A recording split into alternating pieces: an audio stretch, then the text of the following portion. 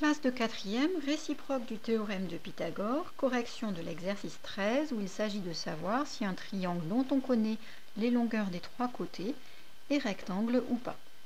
Alors déjà, pour avoir une petite idée, j'ai fait le dessin taille réelle au compas, puisque c'est la méthode à utiliser quand on connaît les longueurs des trois côtés d'un triangle, on utilise le compas.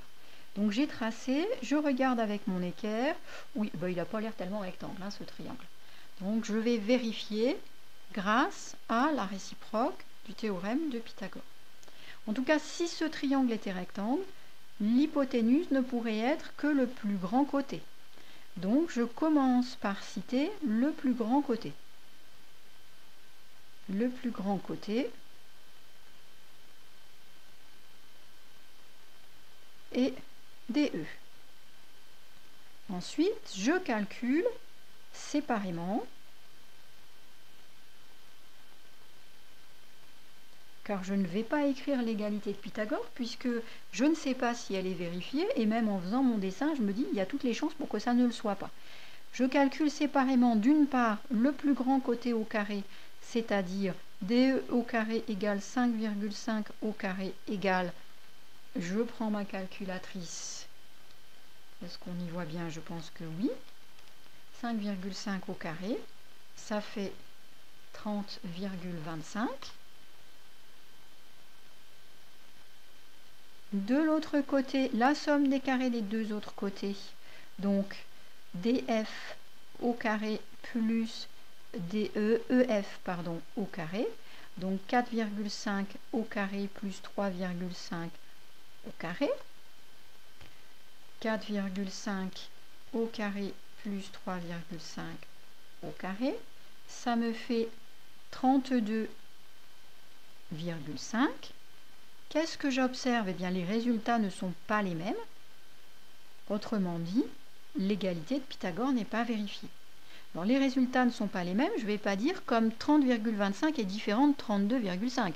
Parce que ça, on n'a pas besoin d'être en troisième pour savoir, d'être en quatrième, pour savoir que 30,25 et 32,5 ne sont pas identiques. D'accord? Ça, on le sait depuis super longtemps. En élémentaire, on le savait déjà. Donc, ce qui est important, c'est vraiment d'écrire quelque chose de plus intéressant, c'est-à-dire l'égalité de Pythagore. Donc là, j'ai DE au carré n'est pas égal barré, n'est pas égal à DF au carré plus EF au carré. C'est pas égal. Alors, l'égalité de Pythagore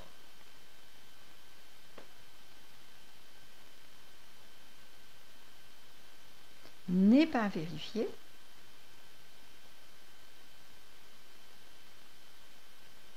Et par conséquent, le triangle n'est pas un triangle rectangle. Alors attention, le triangle DEF n'est pas rectangle en F.